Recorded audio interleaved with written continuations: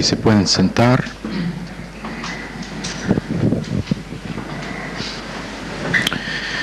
Esta noche, cuando consideramos nuestro propósito en estar acá en el Instituto Bíblico, es una gran cosa pensar en la compasión de nuestro Señor hacia nosotros y cuántas veces Él demostró su compasión. Y Él estuvo el último y el menor en Juan capítulo 13, cuando volvió a ser el siervo más bajo de todo en lavar los pies de sus discípulos. Y el cuadro que tenemos de Jesucristo durante esa hora es impresionante cuando consideramos que aunque era hombre, también Dios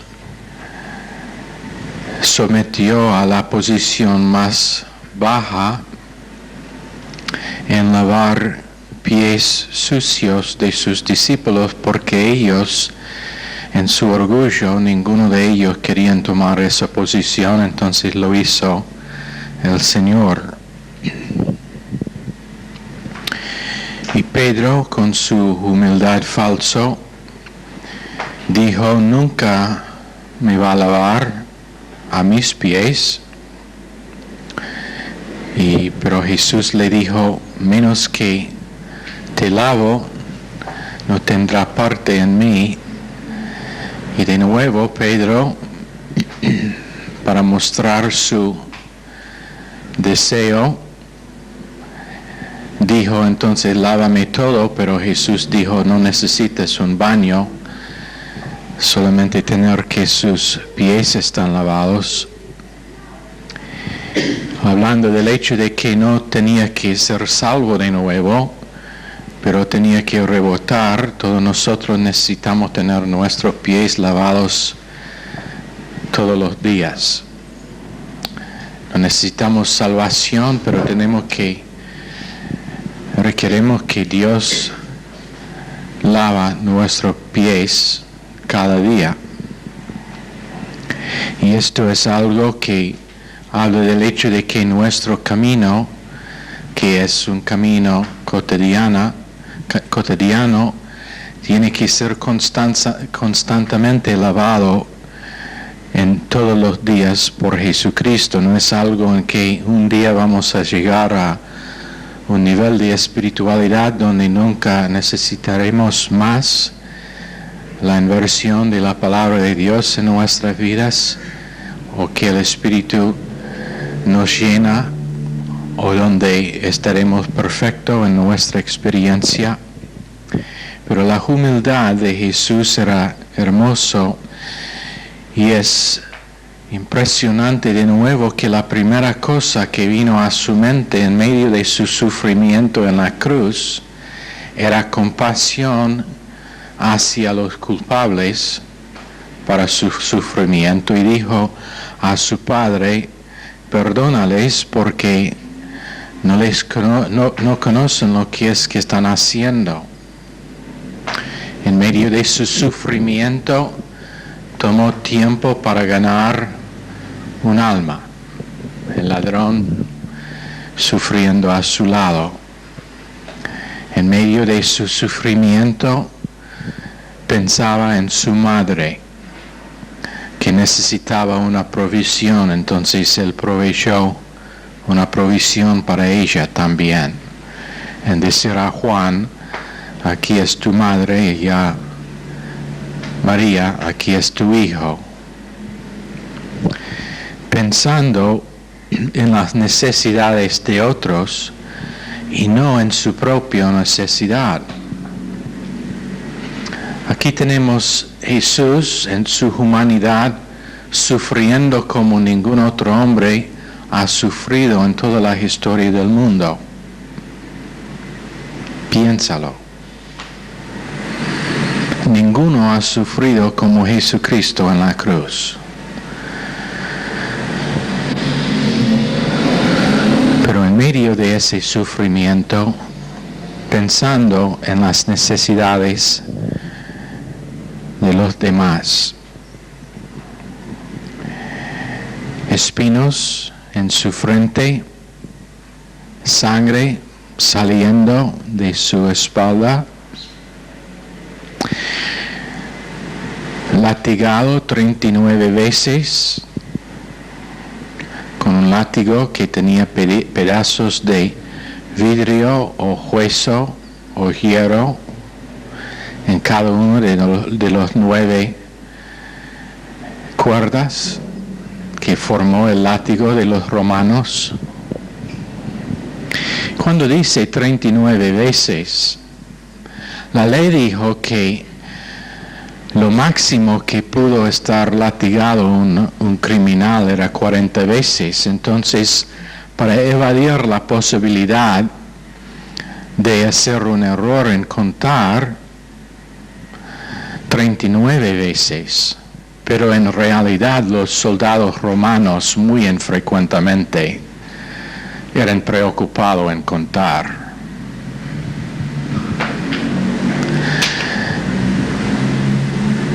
Su espalda como carne cruda.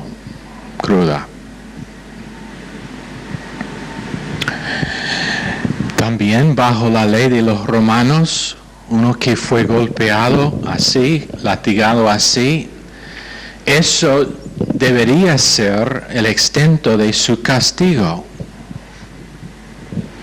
Conforme a la ley de los romanos, después de estar latigado, no pudo ser crucificado, menos en el caso del Señor. Si a veces tiene preguntas acerca del por qué creyentes a veces están esperando cumplir más cosas que los demás del mundo, no es nada distinto. Jesús dijo, como han tratado el amo, van a tratar también a los siervos. Si han odiado a mí, van a odiar a ustedes también. Las reglas que aplican al resto del mundo no aplican al creyente cuando están aplicados por el mundo. Pero en medio de todo ese sufrimiento, clavado a la cruz, los romanos eran expertos en cómo torturar un ser humano. Clavado a la cruz, casi incapaz de respirar, su pensamiento era de las necesidades de otras personas, no enfocando en su propia necesidad, no pensando en su propio sufrimiento, no pensando en los errores que habían hecho durante su juicio, que era un desastre, no pensando en las burlas de los fariseos y todos los demás que pasaron por la cruz, pero pensando en una cosa: la necesidad de los en sus alrededores y también de nosotros. Compasión como el mundo nunca ha visto. Y probablemente yo puedo decir con seguridad que en cualquier iglesia donde visitamos esta noche, sería una apreciación por esa actitud de Jesucristo.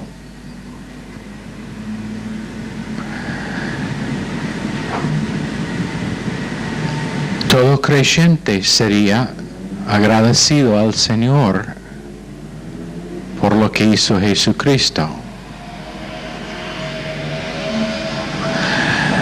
Lamentablemente, la mayoría no entienden que la misma actitud y la misma mente está esperado de ellos por Dios.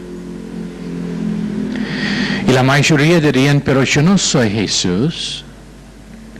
Yo no puedo tener la mente que tenía Él. Yo soy ser humano.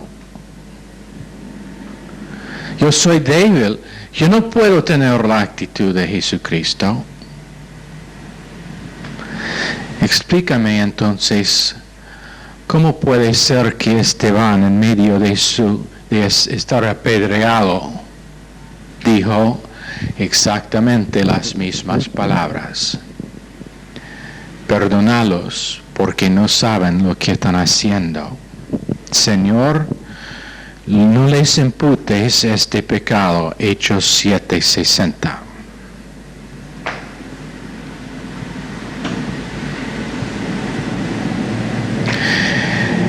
En Romanos 9:3, Pablo dijo, ¿por qué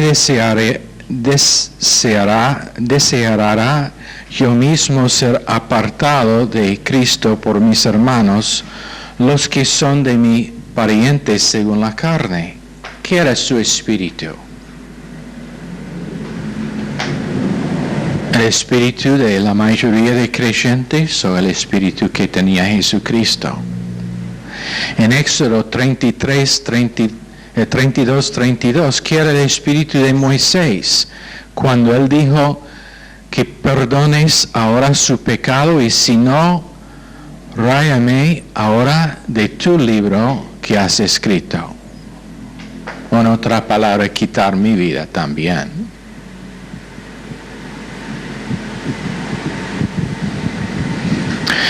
¿Qué actitud tenía Moisés cuando se postró delante de Dios, interviniendo por Israel, un pueblo rebelde? No tenía derecho de decir al Señor, mire cómo me han tratado todos ellos durante estos 40 años.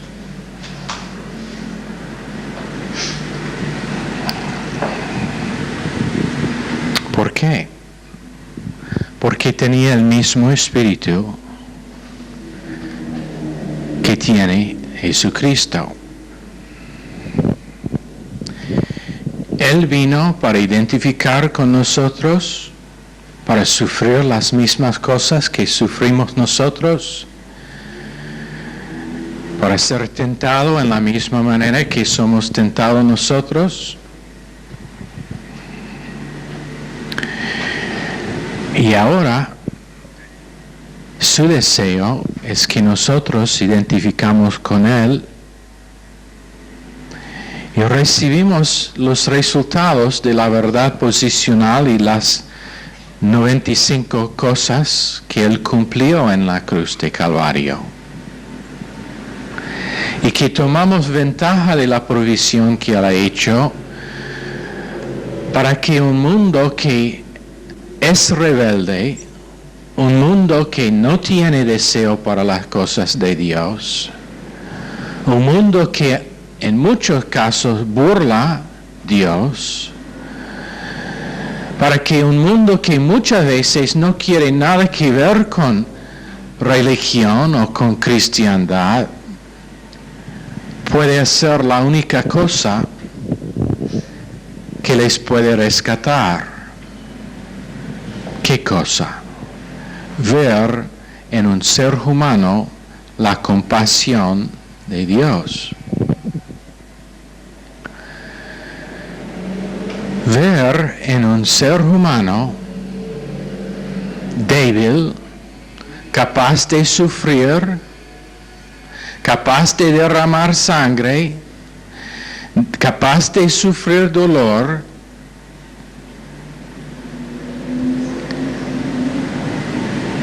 pero no tomando en cuenta su sufrimiento y dolor, más ocupado con las necesidades de ellos.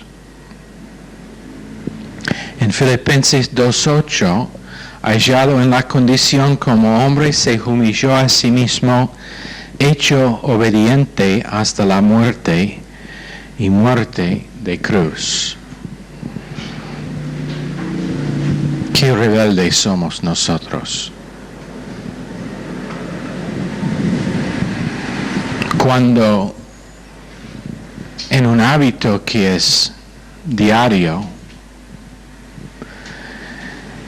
no tomamos la cruz. No aceptemos la verdad de Gálatas 2:20. Qué rebelde, desobediente.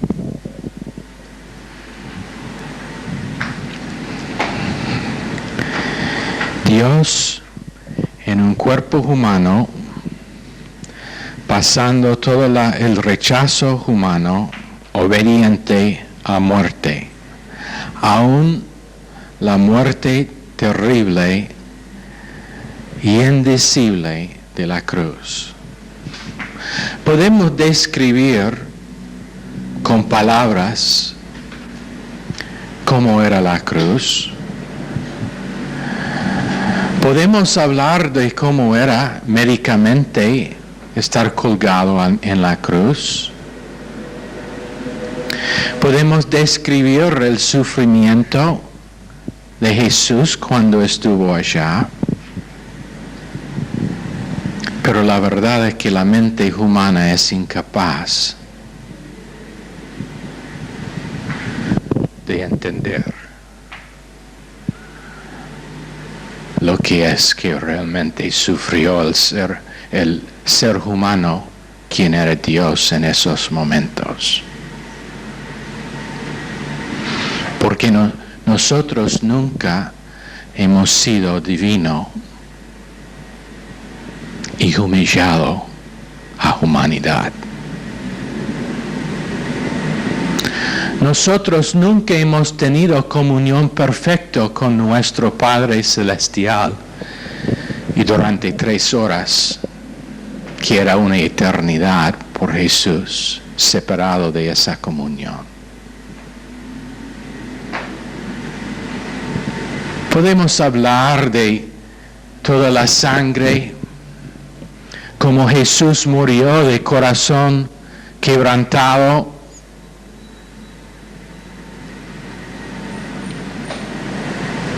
Pero no podemos hablar de lo que significó su experiencia de esa muerte y ese sufrimiento. ¿Y por qué propósito? Para hacer posible que nosotros experimentamos comunión con Dios y vivimos eternamente.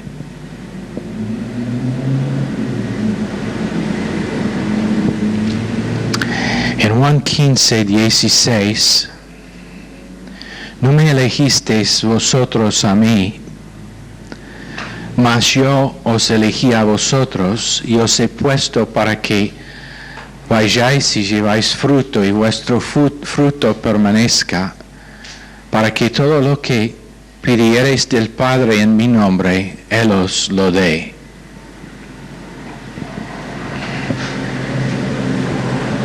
Posiblemente no lo entendemos, sé que yo no lo entiendo perfectamente,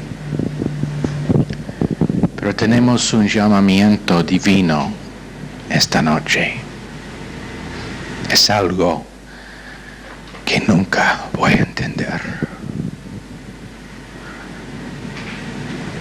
El creador del universo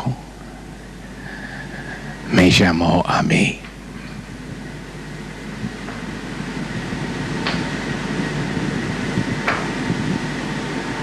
¿Por qué? Porque el mundo necesita ver Cristo, eso es el porqué. este mundo en que vivimos rápidamente, desesperadamente, está corriendo hacia el infierno. Y es una cosa sola que les puede dar esperanza, y es una vista de la vida de Jesucristo. 1 Corintios 6, 19. ¿O ignoráis que vuestro cuerpo es templo del Espíritu Santo, el cual está en vosotros, el cual tenéis de Dios, y que no sois vuestros? Porque comprados sois por precio.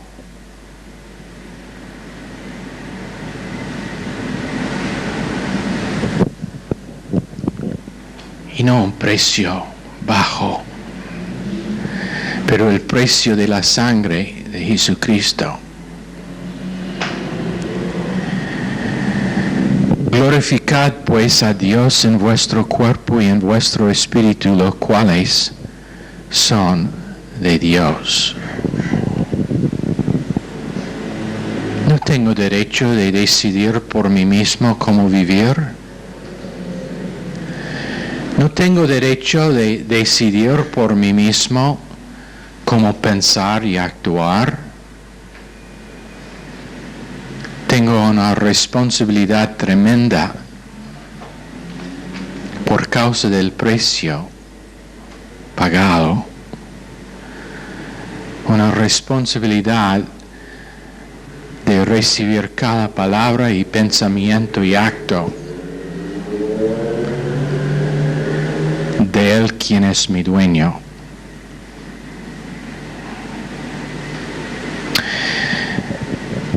Ese llamamiento es de 3 partes. Es celestial en Hebreos 3:1, que significa que caminamos por fe, por la naturaleza de Dios, y tenemos la impartación de la esencia de Dios y sus atributos. No es algo que podemos hacer profesionalmente, pero lo hacemos por fe.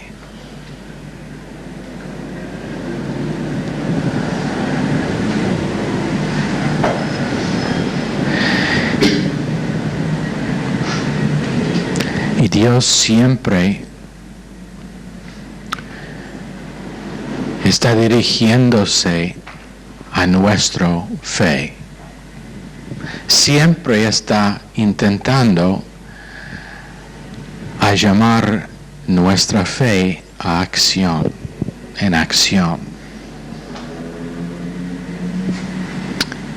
Y la razón es que Hebreos 11:6 dice que es la única cosa que le agradezca. Es un llamamiento celestial que requiere fe para agradarme a Dios. Si lo puedo hacer naturalmente, si lo puedo hacer con mi fuerza humana, si lo puedo hacer por mi talento, si lo puedo hacer por mi experiencia que he ganado sobre tiempo, no es por fe. Es por depender en cada momento en el Espíritu Santo dentro y en la habilidad de Dios en hacer en mí lo que no es posible de otra manera. Número 2 es un llamamiento santo, que significa separado a eternidad, a espiritualidad en 2 Timoteo 1:9, separado en cómo pensar, separado en cómo tomar la cruz, separado en ser lleno del Espíritu Santo, separado a un sistema de valores no temporal pero celestial. separado a una forma de comunicación que siempre tiene a su raíz edificación y no condenación. Y es un sistema de valores que en 2 Corintios 4:17 siempre será espiritual. En Filipenses 3:4 mi llamamiento es un llamamiento alto, que significa dos cosas. Madurez es número 1. Y número 2, que voy a reinar en el cielo con Cristo siempre. Pablo había atrasado en Jerusalén. No debería ido a Jerusalén. No era la voluntad de Dios. Y él sabía, tenía varias advertencias. Varios le había dicho que no era la voluntad de Dios, pero lo hizo igual. Y en Filipenses 3 está rebotando por saber que había equivocado. Y está eliminando sus errores. Eso es madurez. Hizo un error grave. Le costó el cárcel. El motivo para que, o la razón que Pablo estuvo encarcelado, no era la voluntad perfecta de Dios, era por causa de su propia decisión mala. Ojalá que pueda explicar este punto a los que están escuchando a esta clase. Uno nunca puede decir que por causa de que algo salió bien era la voluntad de Dios. Pablo del cárcel escribió todas las epístolas, o muchas de las epístolas del Nuevo Testamento fueron escritas en el cárcel. Pero eso no es la prueba, la evidencia de que él estuvo encarcelado conforme al plan perfecto de Dios. Fue encarcelado por una decisión equivocada. Pero por causa de la gracia de Dios y por causa de que él rebotó, Dios convirtió su error en una bendición. Pero nunca. Ha pasado varias veces.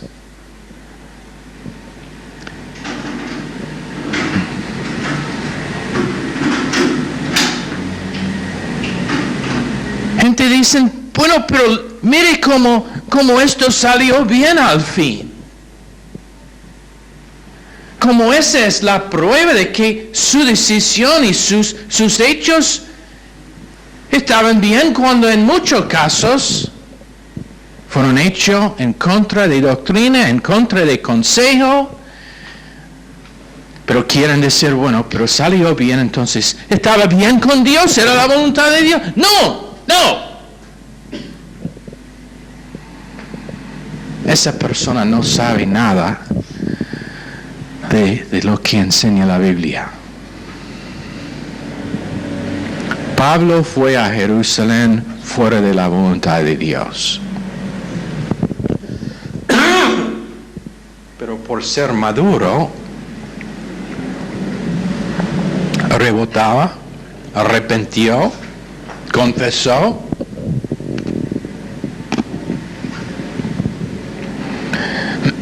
David perdió su trono por causa de su pecado con Betsabé. Y el hecho de que Salomón fue nacido de esa unión, el hecho de que Dios volvió a David su trono, no es evidencia de que él estaba bien con Dios. Sí, él rebotaba, arrepintió y Dios olvidó su pecado, pero perdió el trono y perdió su hijo Absalón por causa de su propio error.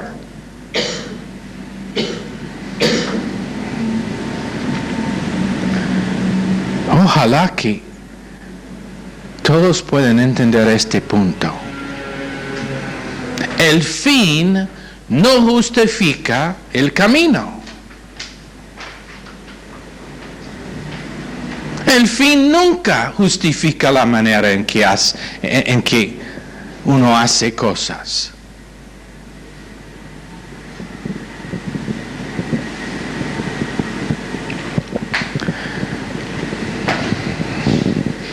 Pero por causa de madurez, que es parte del llamamiento nuestro, Pablo recibió gracia y fue dado las epístolas que escribió del cárcel. Pero se requiere el rebotar y arrepentimiento. Segundo Timoteo 4:7, su confesión era: he peleado la buena batalla, he acabado la carrera, he guardado la fe. No ignorando su error, pero poniendo su error donde debe ser olvidado. Por lo demás, en verso 8, me está guardada la corona de justicia, la cual me dará el Señor, juez justo, en aquel día, y no solo a mí, sino también a todos los que aman su venida. La corona significaba que iba a reinar, que el Señor le iba a dar una corona a él, también a todos. Significa vivir correctamente para ser listo a conocerle en cualquier momento. Estará un tiempo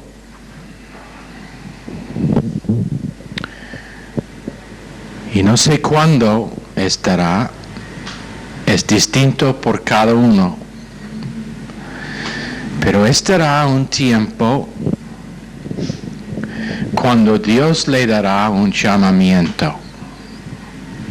Puede ser en medio de un mensaje, probablemente. No tengo mucha confianza en llamamientos que son el resultado de sueños o visiones. El llamamiento en que tengo confianza es el llamamiento que viene en medio de una predicación. Porque esa es la manera de Dios. Tarde o temprano vendrá. Algunos lo han recibido ya. Algunos han sido llamados y sin duda saben que están llamados a cumplir su educación en el Instituto Bíblico. Otros saben sin duda que están llamados a estar acá en el Rosario, porque Dios les habló.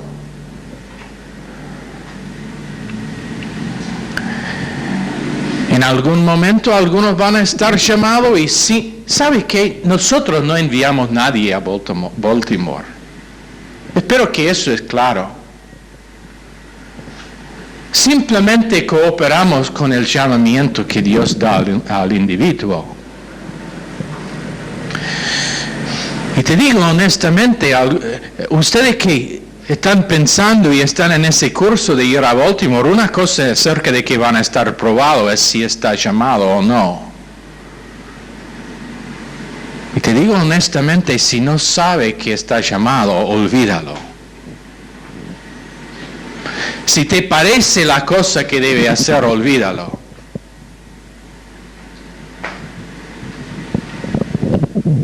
Pero vendrá a la persona que ama a Cristo, vendrá en un momento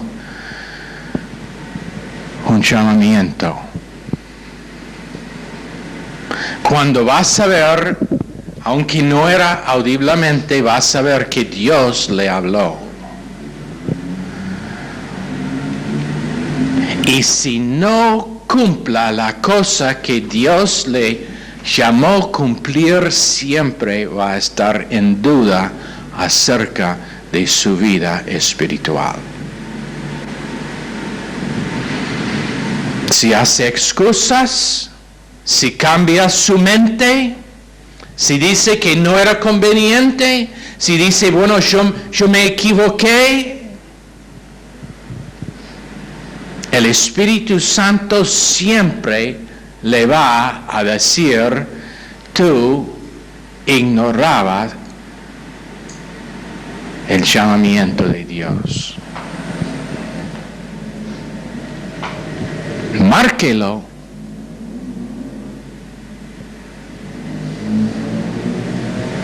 No es Pastor Wood que lo va a decir, pero cuando Dios llama a una persona es por un propósito. Y el Espíritu Santo le hablará. Y será algo especial, puede ser un país, puede ser una cosa que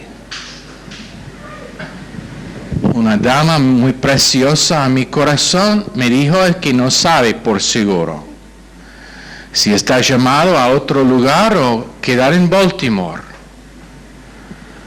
Bueno, si está llamado a quedar en la iglesia donde ha crecido, eso es perfecto, es parte del llamamiento, del proceso de estar llamado.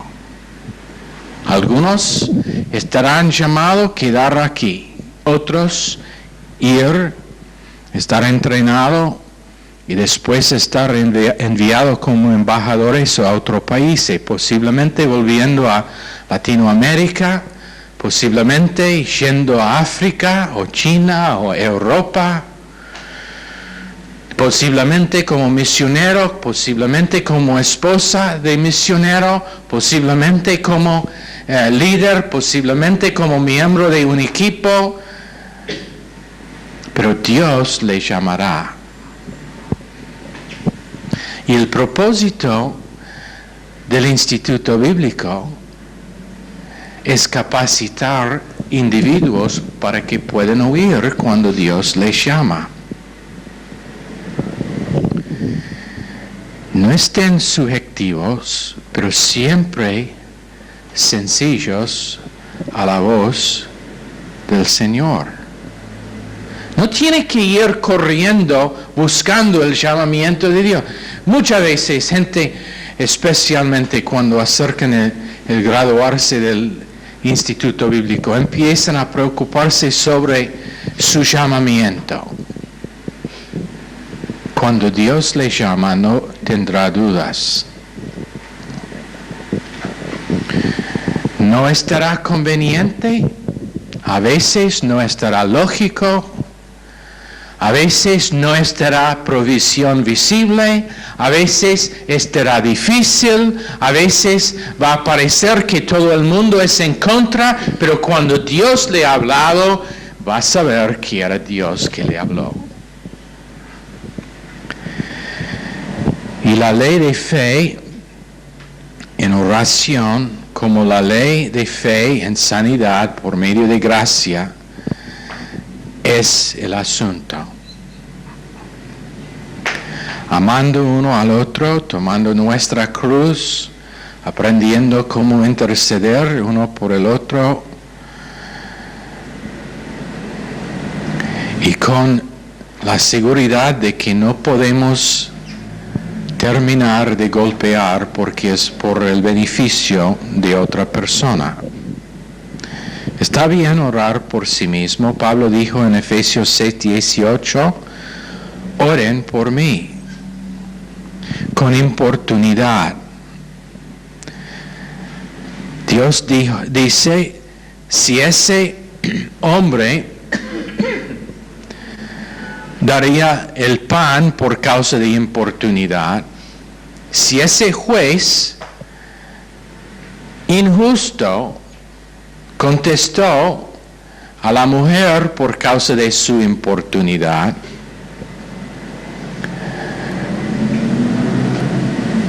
seguro que Dios va a contestar, porque Dios tiene mucha más compasión.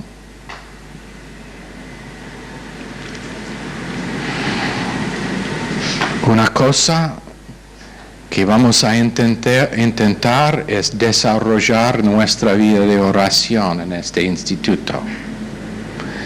Sé que tenemos las tareas de oración y espero que todos los están haciendo, pero vamos a hacerlo más. Esta ciudad necesita intercesión. Este país necesita intercesión. Individuos en esta iglesia necesitan intercesión.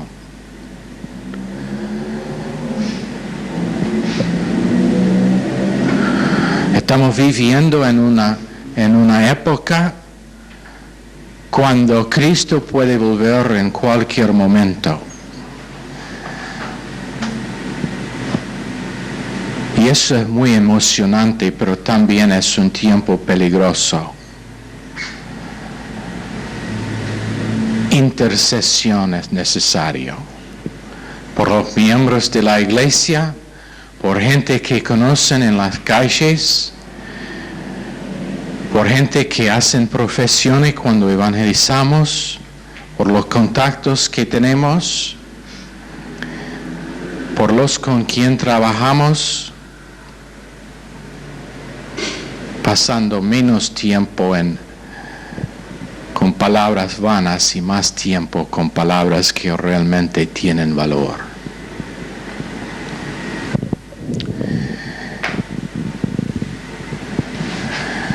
Vamos a hacer una cosa, todos vamos a rodearse, menos que tienen problema de salud. También ustedes allá en Granburg. Entonces, si podemos rodearse, yo les voy a juntar en un momento, pero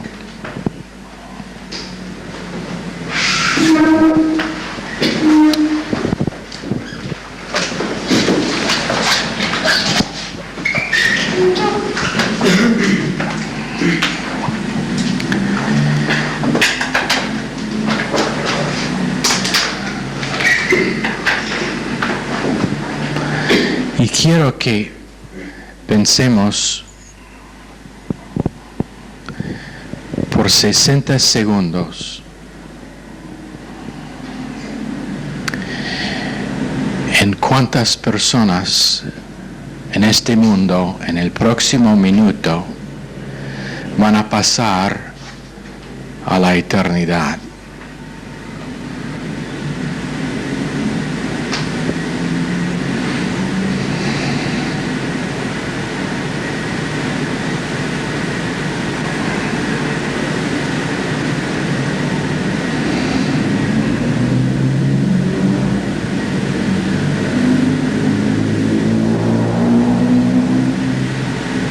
¿Cuántos miles van a morir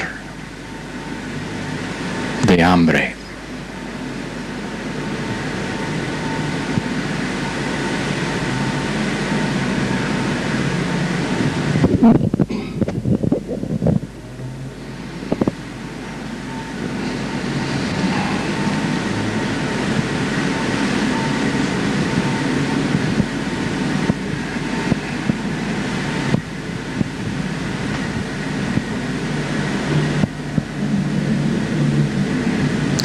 Era un tiempo corto,